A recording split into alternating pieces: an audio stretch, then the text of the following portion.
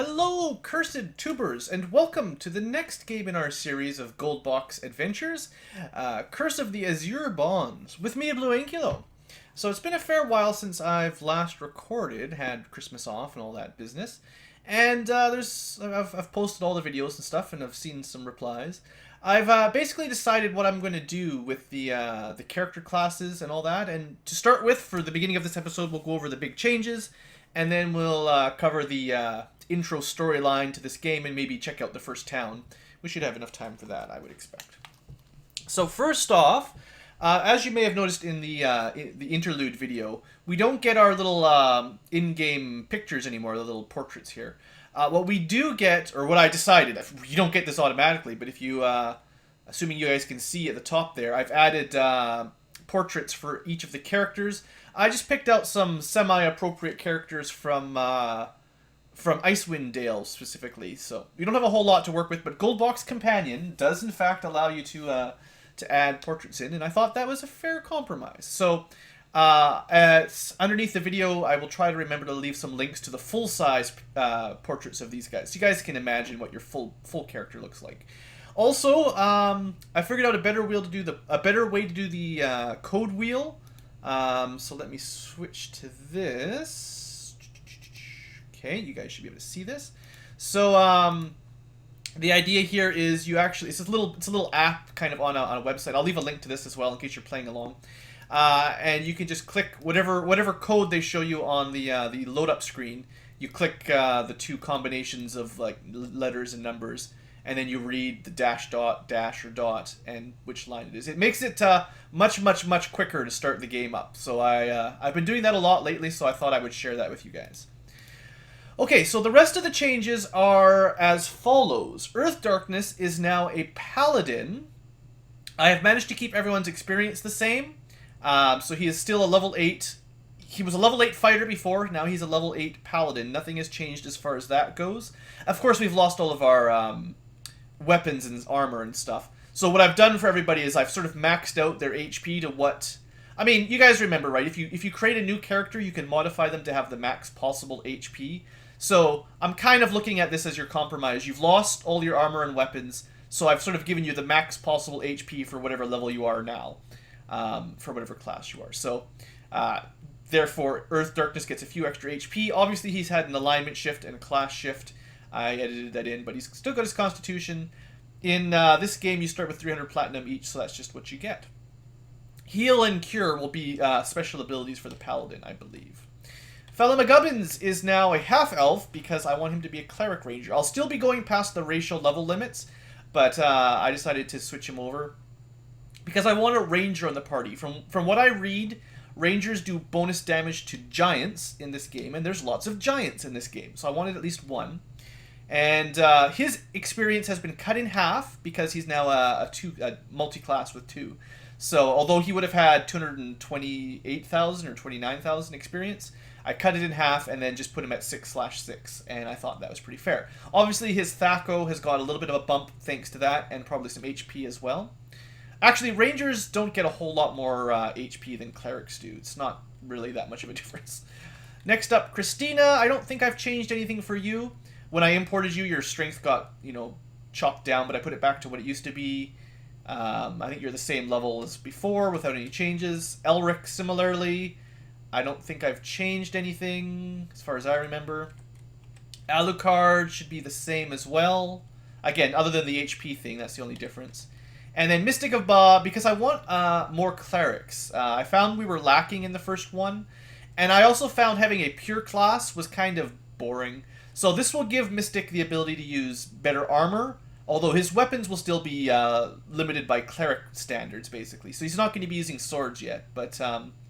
I think this will give him access to all possible magic. He'll still level up quite quickly, and having a solo class just seems, because of the level limits and the fact that we can hit those pretty easily, at least this will give you, I think the level limit for this one is like 10 or something, so at least you'll hit 10/10 near the end of the game rather than hitting 10 magic user really early on and then having nothing to do for the rest of the game.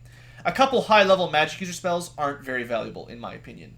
We'll talk about that later, but high-level mage spells, not my favorite, other than a couple really specific ones here and there. Okay, So that covers, I think, the changes to the party. Now, why are we here? What's going on? We've got 3 new books. We've got our clue book. This is also the title screen to the game, if you're wondering. A sexy lady with amazing armor and equipment. So, you got that. We've got our adventures journal again. Same basic idea. They've sort of reorganized some stuff, so bear with me while I'm looking for the charts. I think the journal this time, this is the adventurers journal, it's basically just journal entries. This time, the manual, which the version I downloaded kind of glitched out on me from replacement stocks. Guys, I showed you that last time. This is the one that will have all of the charts, like all of them put together. I think this is a little bit better, but I may forget stuff. So you can see like the max level now will be 11 for rangers and paladins and magic users, 12 for thieves, fighters, and only 10 for clerics, right? What was magic user? 11. See, they don't learn level 6 spells if you're following the chart. So I think, don't you normally get a 6th level magic user spell at level 11? Maybe not, maybe. But anyway, this game only gets level 4 and 5 spells. Just like the first game only had the first 3. We're getting them in small increments. Weapons are about the same. We'll talk about some of the changes to the level limits again. Where were they? Did I skip right past them? I think yeah, this is the maximum level limit. So we no longer have the low ones from before, but elves and half-elves and stuff still have really low ratio level limits. I'll be bypassing those again, kind of like more modern games in the series, like, Baldur's Gate and all that. And that's it. I sort of skipped the female strength again. And we'll talk about what the spells do when we get there. Okay, sorry, I didn't want to switch back. First up, what are we doing in Tilverton? If you look at the map here, this is where Flan was, and we even almost made it to the Zentil Keep, but we never went anywhere else on the Moonsea. Anyway, we've somehow managed to end up down here, and I'm going to read the first journal entry at the very least, just to give you guys an idea of what's going on. Ahem. I am beginning a new journal. My old journal is gone, along with all of the party's equipment. Boo. I write here to try to make some sense out of our spotty memories. We had all agreed to come south to Tilverton to seek the lost princess, Nicatia, of Cormyr. Tilverton is on the border between the Dale Lands and Cormyr, and was the last place the princess has been spotted. Doesn't really show those countries on here, but at least we know where Tilverton is. Rumor was that King Azun's youngest daughter, the Princess Nicatia, that's how I'm going to say it anyway, has run away from the royal household of Cormyr almost a year ago. She fled on an arranged marriage and ran off with a cleric from Tilverton named Gary the Gaunt. Just never can trust those clerics. The latest word, sure it wasn't Fella McGubbins? The latest word was that Nicatia and Gary had a falling out and that she was seen near Tilverton recently. The king had a large reward out for Nicatia's return. A smart group of adventurers like ourselves could make some powerful friends if they found the princess and returned her to the king. Somewhere along the roads to Tilverton, we were attacked. The brigands must have been invisible, or we forgot to cast Detect Invisibility because I forgot to teach it to anyone. Because some of our party went down before we even knew what was going on. I vaguely remember dark faces in evil-looking helmets firing crossbows into our midst. The crossbow hits were not fatal, but every hit seemed to drop its target. I remember getting hit in the arm. The wound blazed like fire. My head swam. Just before I blacked out, I thought that this was a bad end for such experienced adventurers. Now, we were all wearing, like, plate +2. We all had, like, -5 AC, give or take. And had been able to kill dragons, except for Mystic had a problem with that.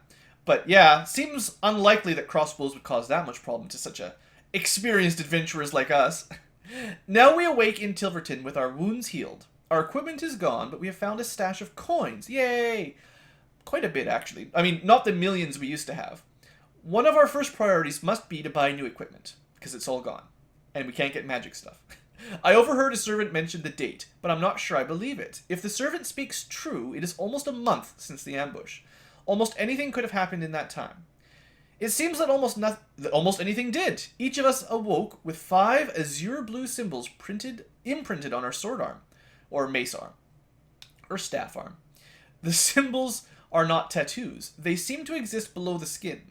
They occasionally feel like they're moving. And these are what the symbols look like. We'll see a picture in-game in a minute. We have devised a plan of attack. Our spellcasters will prepare their spells, like most of the team. We will purchase some new arms and armor, even if it's lame. Then we are going out into Tilverton to find out what is going on. Someone must know. And I don't care if we have to roust every sage, priest, and bartender in this town to find out. Every one of those 3 must be ousted. These are some random printed notes I've collected, yada yada, so you can learn about the game. I'm sure you could read a lot more if you're interested. I figure this gives us an idea what's going on, and from there on we'll go into the game and just, we'll figure it out as we go, basically. So, we've been out for a few months, got knocked out, we've got some weird symbols on our arms, and we want vengeance. Wonder who it will be. Wonder who we're going to get vengeance on. Okay, begin adventure. You awaken in a small room. Looking around, you notice that all your gear is gone. Boo. As is your memory of recent events, except for that amazing journal. Adding to your disquiet, you notice that your sword arm has been somehow imprinted with strange patterns. The rest of your party are identically marked. So all 6 of us have 5 very odd blue symbols on the inside of our arm. That's his left arm. Is everyone left-handed? Someone must be left-handed. Usually isn't your sword arm your main hand, right hand for most people? Except if you're left-handed. Whatever. Let's not argue about it. Oh, I gotta set my map up here. Uno momento. Location wizard. We are 713. Facing east. Look for variables. I showed you how this worked, right? Then I move around a little bit, figure out which one changed, and use that. And now you can see on the map. Woohoo! Okay, so looks like we start in the Tilverton Inn. She's got some amazing purple hair there. Welcome to the fair city of Tilverton, beams the innkeeper. Then she noticed your collective scowls. Everyone, all at once. Please calm down while I explain. You listen and recorded in journal entry 31. Oh boy! Journal entries, everybody. At least we have color on our journals this time. 31. It's also organized a little bit nicer, in my opinion. You were brought in by a group in red robes. Not the red robe wizards from Kryn, though. Maybe. They said they'd found you on the road, near death. They paid for your rooms in advance, so you can stay as long as you like. I don't think we have to pay this time, as opposed to Pool of Radiance. You had those tattoos when you came in, but I've never seen anything like them. Falani the Sage, yay, could help you, though. Maybe. You should see her 2 blocks to the north. Yeah, we'll get there. Alright, so, we've got a plan. Get weapons, get armor, get spells, kill whoever. I don't know who we're killing, but we're going to kill him good. Alright, so I think this was the Wind Lord's Inn. Yeah, we're going to get more pop-ups like that in this game. Some of the things have changed a little bit. The interface is just a tiny bit different than it used to be. I think the first thing I want to do is buy everyone some equipment. We've actually got quite a lot of platinum this time around compared to the start for the last one. But before I train people up, I don't know how much money we're going to really have. I'd rather spend it on equipment first and then level up afterwards. You see a sign overhead, Weaponers of Cormyr. Isn't that like Smith? I don't know, whatever. You have a selection of the finest Cormyr steel. Yeah, steel. It's not that great. I believe it's essentially the same as last time. The staff sling is new. That's fine, that's fine. The staff sling is a 2-handed ranged weapon that clerics can equip, also fighters. But basically, what they did is they gave clerics a long-ranged weapon. Now, fellow McGubbins, because I gave him a ranger, he'll be able to use bows like the rest of us. But this way, Mystic of Ba, now that he's a cleric ranger, he'll have a ranged weapon that's not a stupid dart. And I hate darts, so I think that's a good one. I suppose what we should do is pool our money. And I sort of thought about this before we started. I've got a pretty standard setup for what I want to buy here. So we're going to buy a shield. We're going to buy... I don't know if I'm going to have enough money for plate mail, so we're going to start with banded. 1 banded, 1 shield. I'm going to buy a short bow, because I think it does the same damage as the long and composite for now. Although composite sort of adds to your strength bonus in newer games, or uses your strength bonus. I think in these games, it's the fine composite you need for that. That's the one that cost us 10k. So I'm just going to buy a short bow. I did buy it. There's no interface that tells you bought it. And if you look up the chart, you remember, a trident does approximately the same damage as a longsword, except it's cheaper. So I'm going to buy that, and then we fill up on as many arrows extra as we can. And then you're overloaded. So if you look now, we can equip most of our stuff and just join those together. I'm not going to buy any more arrows than that. So most of the team will just have the same basic setup. Oops, yeah, go back. Most of the team will have the same basic stuff for now. And as we find magic equipment later on, we'll see what we get. I always feel bad in these games because it feels like you basically only get swords, long swords. It's so rare to get magical spears. Like, they've got all these kinds of things. So what about, like... So you normally get long swords, short swords, two-handed swords. What about... Have you ever seen a magical Volge? I don't even know how to pronounce it. Have you ever seen a magical joystick or a magical lucerne hammer? Even a speedum or a spear or scimitar. You know, things that seem like decent weapons. I mean, they've got their own stats. Unfortunately, we'll never see them. Also, I might give Alucard leather armor for now, because that way he can do his backstabbing and stuff. I gotta remember that when I get to him. So just hold on tight while I try to quickly buy all the stuff we need. Banded mail, short bow, trident, and then fill up on arrows. Okay, and then Elric gets the same. It's kind of boring, everyone wearing the same gear for now, but like I said, I wanted to just go with kind of a standard loadout early on so we don't waste too much time contemplating what we're going to buy. And then Alucard. Yeah, I'm going to let you wear studded leather so that you can use your backstab and your thief stuff, just in case we need it. Unfortunately, this is going to give you a really bad AC compared to the rest of the team, so I'm going to be really careful with you. Pretty sure you can use bows, 100%, tridents, and then a bunch of arrows. Yeah, the real bonus for those bows, even a short bow, is that you get 2 attacks per round with them, which is pretty great. Although most of our fighters are at, well, 3 attacks per 2 rounds is how we call it. So the difference here for Mystic is he doesn't need arrows. He just gets the staff sling and still a trident and all the rest. All right, that should cover our equipping. We've been equipping it. Okay. Trying to get my my keyboard commands working here fast again. Oops. Takes a minute to remember how to do all this. Okay. Yeah, Alucard. I mean, 2 AC isn't horrible. It's not as good as -1. I mean, if studded leather armor, the main difference here is from banded to studded is the same movement, but 3 AC better. I mean, I don't know. I guess we'll stick with it for now. At least, oops. At least our oh right, this. Hold on. Normally we'll use. Oh, duh. Of course not. What was I thinking? Normally we'll use a melee weapon so that we can use the shield, because the staff sling is two-handed and clerics can't use normal slings. So it's trying to spit out. But yeah, because you're a cleric / mage, the best you can do in these games is not even a flail. Flails are fighters, I believe. It's basically a hammer or a mace, and maces are a little bit more classically cleric, so that's what we'll give you. All right, there you go. Yeah, we'll have to unequip the staff sling to use that. Okay, good. Everyone is equipped. Share the money. Well, maybe pool. How much do we have?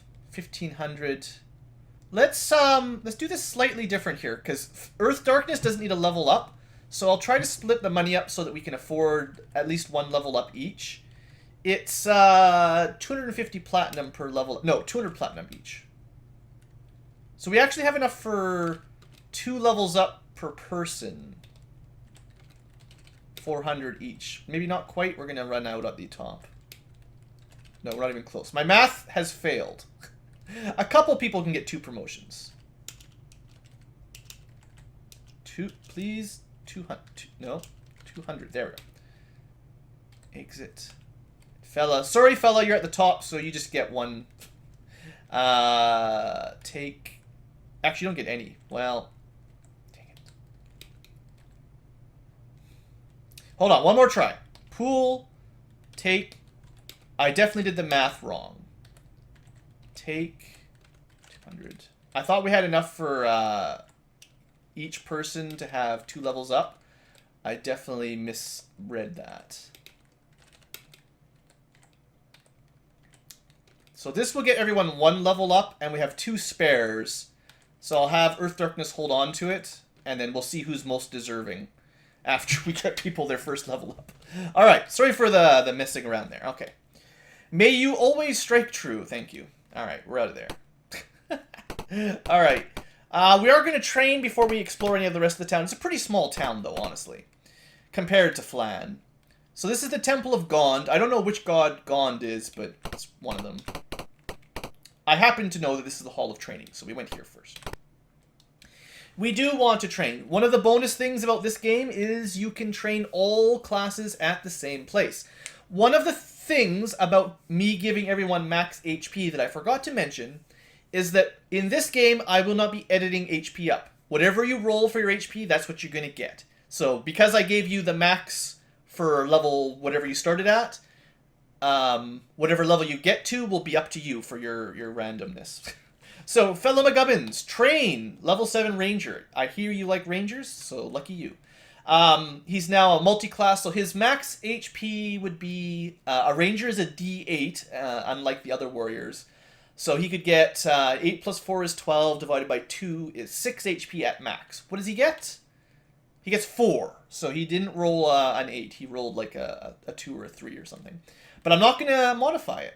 Now, he still has enough experience for a cleric level up, so I'm tempted to give him one of those. Also, he did lose some experience there. Did you guys see that? When before I leveled him up, he had 120 something. Even if I just left him as a cleric, the same thing would have happened. You can only hold so much experience on top of one level. Like you can't hold 5 levels worth of experience. You know, I talked about it before. It's a bit complicated, but whatever. It happened. Christina, level 7 magic user. Finally, this is one of those ones we could not get before now. So we get new spells for level 4. Lots of stuff. I suppose we might as well go over them now. As a general rule, I'm not a huge fan of level 4 mage magic. Level 4 cleric magic is another story, but level 4 mage is great. So let's pop over to the book. We'll look at the manual, and we're actually right on the right page immediately.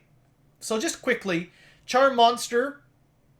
I think we've seen Charm Person before somewhere. I think maybe Clerics or... No? Haven't we seen Charm Person?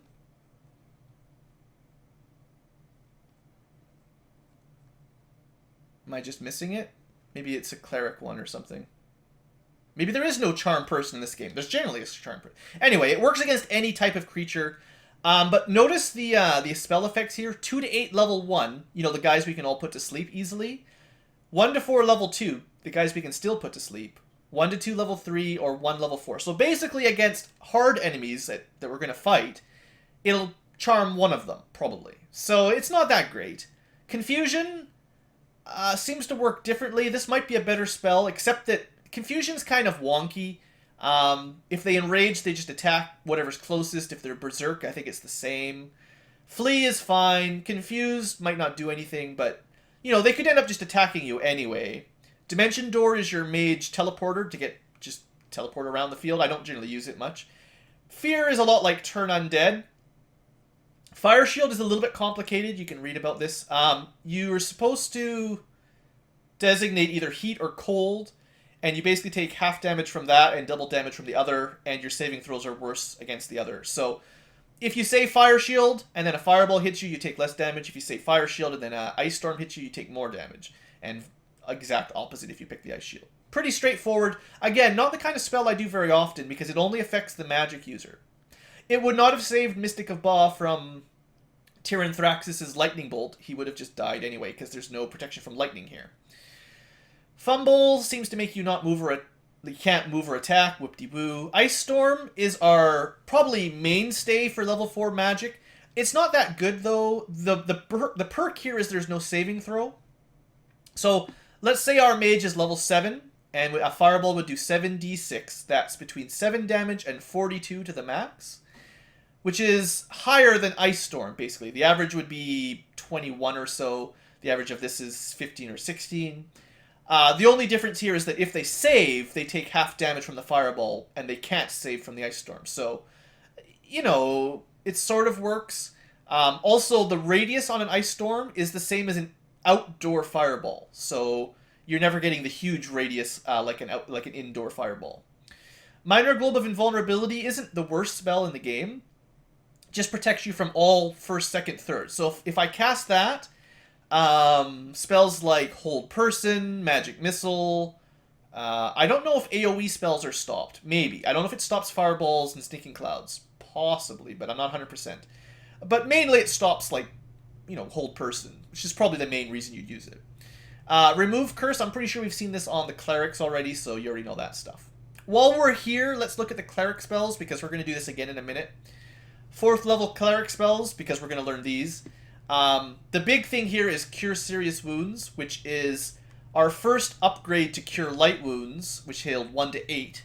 Now we can heal 3 to 17. Again, you can still roll really low, but at least it's better. Cause is a touch spell, so you have to be adjacent. It's not that great.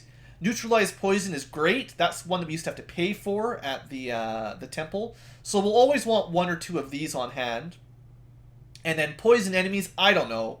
I don't like these kind of spells very often, but it does cause them to die if they fail their save. I don't know how good the enemies get their saves versus poison. I'm going to show you something about that in a second. I forgot about this, actually. Saving throws. Protection from Evil 10 radius. This is a great cleric spell. It's a level 3 mage spell that competes with Fireball and Haste and stuff. For clerics, usually what I do for level 4 is Cure Serious Wounds, mostly Summon with Neutralize, and then 1 or 2 Protection from Evil 10s. Because this is really nice. It hits the whole group, and it works most of the time, because most of your enemies are evil, and it gives you your +2 AC and +2 saving throws, which is good. In battle, you have to be adjacent. Gotta remember that. And then Sticks to Snakes is the last one that's new for now. I don't know. It's not the kind of spell I ever use. Turn sticks into snakes to harass a target. Whoop-de-woo, right? What I do want to show you just quickly before we pick our spell, because I forgot about this, is if you look in our editor here, you've seen this before. If we go to saving and throwing and thieving skills, we can actually see the in-game hidden stats here, in case you're wondering. So Alucard, you can see your amazing thieving stats. I don't know when hearing a noise has ever helped us, but that's your number. And you're apparently really good at climbing walls, as long as you're not wearing armor. And you can even read languages. Yeah, that's a thief skill. So don't ask me what these actually do, as other than maybe remove traps and open locks. I don't even know if you can pickpocket in these games, but apparently you've got numbers. More importantly are our saving throws, so you can kind of see how everyone adds up. We're kind of mid-range right now. These work a lot like armor class. The lower the better, and it's easier to save on, fireballs and stuff, basically. So I just figured I'd show you guys that, in case you were curious. Okay, so what spell would you pick for your first level 4 spell? I would just pick Ice Storm 99% of the time. Maybe Fear or Confusion once in a while. Maybe Minor Globe of Invulnerability, but the rest, I don't know. It's not that great. So, Christina, you're at 69 HP. You're now 72. You got 3 HP, which is pretty standard for a multi-class. You could probably also get a Cleric level up if I have money for it. Elric. We'll start speeding through these a little bit quicker here. I don't know about Fire Shield. I might teach a couple mages Fire Shield. Oops. But Ice Storm for now. At least that way we've got... Because you get level 4 spell slots, we might as well at least have an offensive spell. Elric is not ready for level up. It looks like he may have been capped on a level 8. So it might be like 1 more experience is enough for one of these, and he was capped. So he lost some experience after we switched over. Either that or I messed it up. No, he should have had 110,000. So, we have lost some experience transferring over. Just because we couldn't level up for so long on the other one. Alright, another level 7 mage. I wish we had more money. We're definitely going to need some cashola. Ice Storm for now. And Mystic of Ba. Another level. So it seems like mage levels went first before anything else. Seems to be the way the game works it. So we've got 3 people who need to level up and only enough money for 2 of them. Yeah, 2.5, but half doesn't count. So what I'm going to do is, I'm going to level up Mystic of Ba because he needs the experience, or he needs the HP especially. And we're going to level up, I don't know, we're going to level up Fella, because Christina gets Mage and Cleric spells. Fella McGubbins only gets Cleric spells, so we'll Trade. Fella McGubbins. Trade. Oh, I keep... See, the interface is different. If I hit enter now, it exits. I have to hit S to select. Yeah, sorry. It's meant for mice now. You can actually use mice in game. I forgot to set it up. There's a way to set up your mouse in game. Whatever. I'm not going to worry about it right now. Exit. Exit. Fella McGubbins, you lucky guy. A level 7 cleric. This will unlock your next tier of spells. 78 HP. You got 4. Another really bad roll, actually, but whatever. I'm not going to worry about that stuff too much. 53 HP to 57. Reasonable roll, I think. So apparently, Mystic of Ba is enough for 3 levels up. That's crazy. Oh well, we don't have enough. We don't have enough money. You're showing great progress. I think starting everyone at level 7 is pretty amazing. Because if you make new characters, you start at level 5, which is less than what you ended the first game at, oddly enough. So let's have a quick look around town. You know, the video's getting a little bit long, but I'll at least explore the town before we leave. You've seen a sign overhead. Tilferton General Store. Alright. Good day to you, purple-haired lady. What do you got? She's got not a lot, so we're not missing much by not buying anything there. What's to the north of town? As you're passing through the crowds, you hear, I swear I heard a woman screaming in the sewers. I don't even know there are sewers. You encounter a group of royal guards. They tell you that this way is closed because the royal carriage is coming soon, and they send you back. I guess we're not allowed out of the town or something. So, do we see the sage first? I guess. We did get told to go to Sage Filani, so here you go. Okay, so she's got Mystic of Ba's typical outfit there. Yeah, tell me about the sigils. This is an interesting case. I'll do it for half your funds. How much money do you have? Well, the truth is we spent most of our money, so you can have half of it, I guess. We could lie, but Earth Darkness is a paladin. He doesn't like lying anymore. He's come around to the goodly ways. She talks, and you record it in your journal entry 38. Somehow I doubt we're going to be healed. 38. Here we are. You bear the symbol of 5 different organizations. 3 I recognize, 1 I have never seen, and the last one causes me some concern. The Flame and Dagger is the symbol of the Fire Knives, a group of assassins who last operated out of Westgate. That group has been destroyed, so they must have a new base of operations. I fear I do not know where. One of these 2 is the Fire Knife. I don't know which one. The mouth in the palm is the symbol of the god Moander. The god was banished from the world, but he reappeared briefly as a pile of filth. It laid waste to a section of the city of Ulash before its defeat. How do you defeat a pile of filth, guys? Like, a lot of soap, right? A lot of soap. The cult's color of choice is green. So this was the mouth in the palm. This guy. So we've got that one and maybe that one. The ornate Z in the triangle is the symbol of the Zentrim. We've heard of them before. The Black... I think we have. The Black Network. They are an evil alliance of priest, mage, and thieves operating out of Zentil Keep. Some say they run Zentil Keep. Well, if they operate there, you know. So that's the triangle Z thing. The flaming symbol I've never seen, so I can give no information. The last symbol with the crescent moon bears a disturbing similarity to a powerful sage in Shadowblade. For my own safety, I'll say no more. That's that one, I guess. So, you told us a little bit about what the symbols mean, I guess. Except that you don't really want to tell us the whole story, so then she kicks us out. Okay, well, we made a little bit of progress. What about the temple? What do you think, guys? An acolyte greets you if you want healing. Pray at the altar. No. I need the high priest. We need serious help here. Help me, priest. You got to get these off me. I do wish to tell you my story. He listens sympathetically and casts a remove curse spell, and you record it in journal entry 19. Okay. I expect this is going to work. We're saved, right? Just casting remove curse, that's enough. As the cleric casts the spell, the bonds begin to glow brightly. Ooh. Arcs of blue flame shoot out of them and strike about the room. That's not good. The characters begin to writhe in extreme pain. The cleric ceases the spells. These bonds fight my powers. Removing them is beyond me. I wish you better luck. Go with Gond, whoever that is. So, you know, we should have taken some damage there, probably. So the sage couldn't help. The priest couldn't help.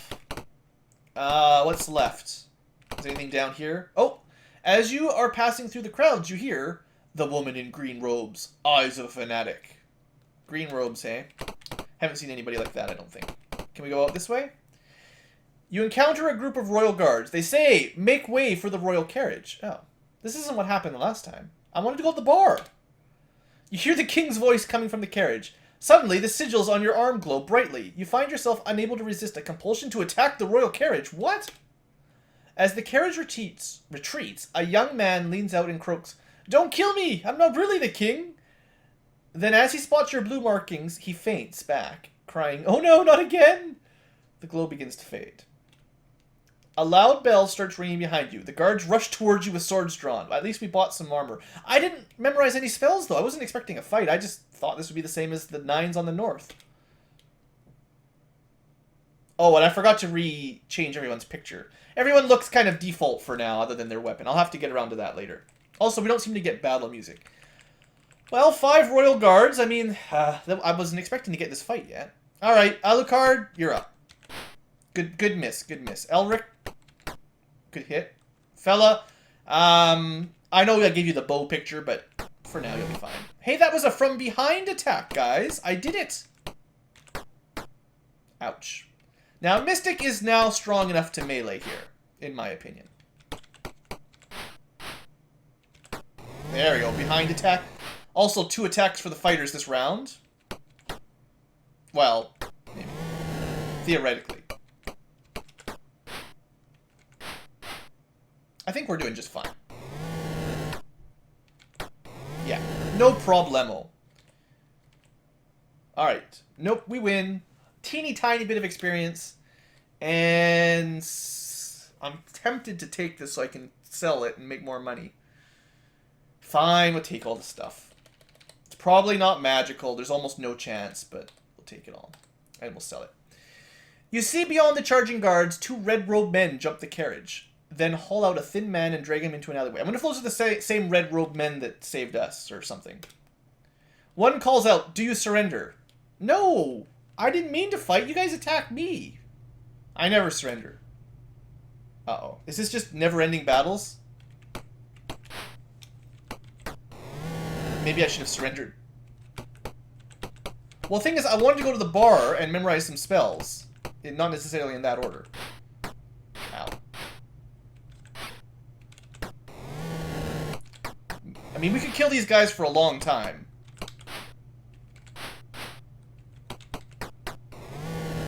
I love those double attacks. Alright.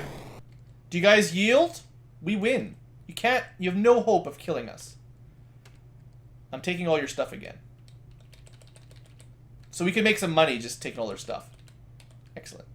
Also, I mean, if you wanted long swords, you don't have to buy them. You can just get them here. As well as shields and chainmail. Alright. Reinforcements are coming. You move away. Well, good. So we didn't have to go to jail after all. The dark alleyways look safer than the main streets. Are we just going to get attacked now? Can I... The door is locked. Your attempt to enter is attracted... Look! Fine. I get the feeling this is going to go on forever. I surrender. You are thrown in jail. After a few hours, one wall slides open and a thief appears. He hands you your equipment and signals you to follow him. He looks a little bit Asian. Is that racist? I don't know. Just the eyes. The man leads you through hidden passages, emerging in a dark underground area. The Thieves Guild. Oh, hey. Thanks. We're in the Thieves Guild now, guys. I was planning on ending the episode before any of this happened, to be honest. Before you stands a burly man surrounded by several alert bodyguards. He seems somewhat nervous. You look a little rocky. Care to rest? Yes, I need spells. I forgot to memorize them. I wasn't expecting this. I'm going to actually end the episode here, and I'm going to, choose which spells we want. It looks like at Cleric 7 we don't get a whole lot of options, but, we only get 2 spells to remember, basically. But, also, they didn't unequip our stuff, so that's nice. Alright, so yeah, I'm going to end the episode here. Thanks for watching, folks. Hope you've enjoyed. And join me as we figure out what the heck's going on next episode. See you guys.